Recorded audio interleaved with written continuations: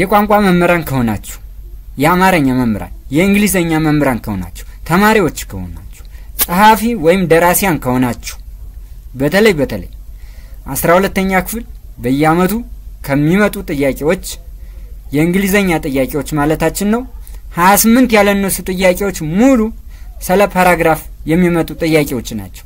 ታዲያ ይህ ቪዲዮ የተዘጋጀው ይሄ ተከታታይ ቪዲዮ ስለ ፓራግራፍ የሚያትተው ቪዲዮ የተዘጋጀው ለእናንተ ነው።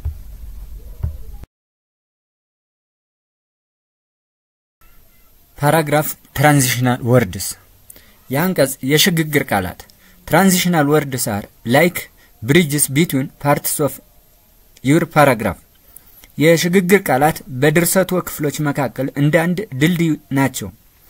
ትራንዚሽናል ወርድስ ሻው ሪሌሽንሺፕ ዊዝን ኤንድ ቢትዊን ሰንተንስስ የሽግግር ቃላት በአረፍተ ነገሮች ውስጥና በአረፍተ ነገሮች መካከል ግንኙነቶችን ያሳያሉ። Transitional words and phrases connect and relate ideas, sentences and paragraphs. የመሸጋገሪያ ቃላትና ሐረጎች ሐሳቦችን አረፍተ ነገሮችንና አንቀጾችን ያገናኛሉ ያዘምዳሉ። Transitional words work to connect thoughts, sentences and paragraphs together. የሽግግር ቃላቶች ሐሳቦችን አረፍተ ነገሮችንና አንቀጾችን አንድ ላይ ለማገናኘት ይሰራሉ። Transitional words are important within a sentence or a paragraph. የሽግግር ቃላት በአረፍተ ነገር ወይም በአንቀጽ ውስጥ እጅጉን አስፈላጊ ናቸው። እንግዲህ የሽግግር ቃላት ትርጓሜያቸው እነዚህ ከሆኑ ታዲያ በአንድ አንቀጽ ውስጥ እንዴት ብለው እንደሚያገለግሉ እናያቸዋለን። የሽግግር ቃላት በእያንዳንዱ አንቀጾች ውስጥ እየገቡ ከሚያገለግሉ ቃላቶችና ሐረጎች መካከል ዋና ዋናዎቹን የሚከተሉት እናያለን። To provide contrast, you can use words and phrases like ንጽጽርን ለማቅረብ የሚከተሉን ቃላትና ሐረጎችን መጠቀም ይቻላል። እንግዲህ በአንድ አንቀጽ ውስጥ ኮንትራስት ወይም ንጽጽርን ለማቅረብ የሚከተሉት ሐረጋትና ቃላቶች ወሳኝ ናቸው። however ቢሆንም conversely በተቃራኒው still አሁንም nevertheless ቢሆንም yet ገና on the other hand in comparison on the contrary although in contrast even though differ from whereas እነዚህ ንጽጽርን ለማቅረብ ከሚያገለግሉ ቃላቶችና ሐረጎች ናቸው። እነዚህ ሐረጎችና ቃላቶች በአንቀጽ ውስጥ ወይም በፓራግራፍ ውስጥ ንጽጽርን ለማቅረብ የሚያገለግሉ ወሳኝ የሆኑ ቃላቶች ናቸው። ሁለተኛው to add information or to build on an idea you can use words and phrases like ሐሳብን ለመጨመር ወይም ለመገንባት የሚከተሉን ቃላትና ሐረጎችን መጠቀም ይቻላል። ይህ ማለት በአንቀጽ ውስጥ እየጻፍነ ካለንበቱ ላይ ተጨማሪ ሐሳቦችን ለመጨመር የሚከተሉት ቃላቶች እጅጉን አስፈላጊ ናቸው።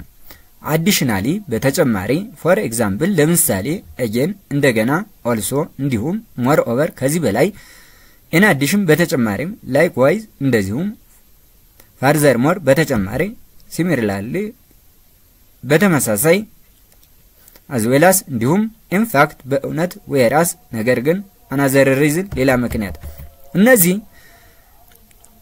to add information ናቸው። ሐሳቦችን አመለካከቶችን በአንቀጻችን ውስጥ ካለንበት እየጻፍነ ካለንበት ላይ ለማጨመርና ለማሳደግ የሚጠቅሙ ቃላቶች ናቸው። ሌላው ወሳኝ ጉዳይ የሚሆነው በአንቀጽ ውስጥ cause ነው።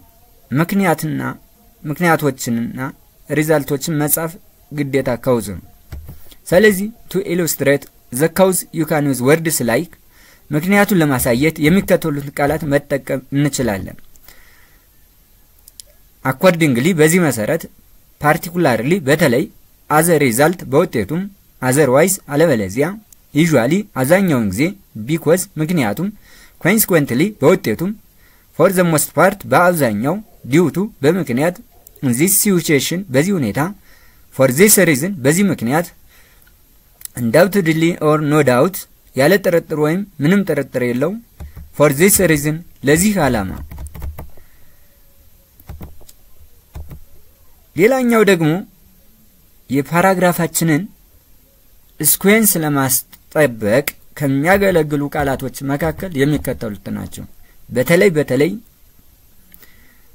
in narrative paragraph ላይ ማለት ነው በቅደም ተከተል ለመጻፍ first መጀመሪያ second ሁለተኛ third ሶስተኛ to begin with ለመጀመር in the first place በመጀመሪያ ደረጃ initially መጀመሪያ ላይ first of all በመጀመሪያ ደረጃ at first በመጀመሪያ subsequently በመቀጠል previously ከዚህ በፊት eventually በመጨረሻ next ቀጣይ afterwards በኋላ then ከዚያም ሌላኛው በአንቀጽ ውስጥ ከሚያስፈልጉን ቃላቶች ውስጥ የመጨረሻው የአንቀጹን ክፍል ወይም ኮንክሉዥን ለማስቀመጥ ከሚያገለግሉን አንቀጾች ውስጥ አንድ ኮንክሉዥን አረፍተ ነገር ለማስቀመጥ ምን ጊዜም በሁሉም አንቀጾች ማለት ነው ከሚያገለግሉን በአራቱም አንቀጾች ማለታችን ነው በናራቲቭ በዲስክሪፕቲቭ በኤክስፖዚቶሪና በአርጉመንታቲቭ ውስጥ ግዴታ በማንኛውም አንቀጽና ድርሰት ውስጥ የማጠቃለያ አረፍተ ነገር ግዴታ ነው ስለዚህ የመዝጊያ ወይም የመደምደሚያ አረፍተ ነገሮችን ኮንክሉዥኑን ለማስቀመጥ የሚከተሉ ቃላቶች ወሳኝ ናቸው እነዚህም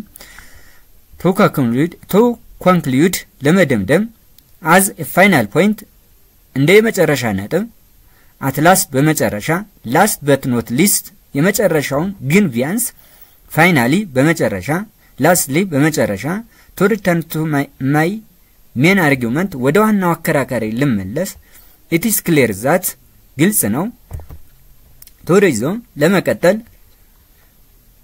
as previously stated ቀደም ሲል እንደተገለጸው in summary በማጠቃለያው as I have argued እንደተከራከርኩት overall በአጠቃላይ to summarize ለማጠቃለል given these points እነዚህ ነጥቦች ተሰጥተዋል in conclusion በማጠቃለያው in sum በአጠቃላይ in short ባጭሩ እነዚህ እንግዲህ የአንቀጻችን ትራንዚሽናል ወርዶች ይባላሉ እንደልልዩ ነው ሐሳቦችን አንቀጾችን አይዲያዎችና አረፍተ ነገሮችን የሚያያይዙንና አያይዘው ከአንዱ ሐሳብ ወደ አንዱ ሐሳብ አንባቢ እንዲሸጋገር የሚያደርጉ ቃላቶች ናቸው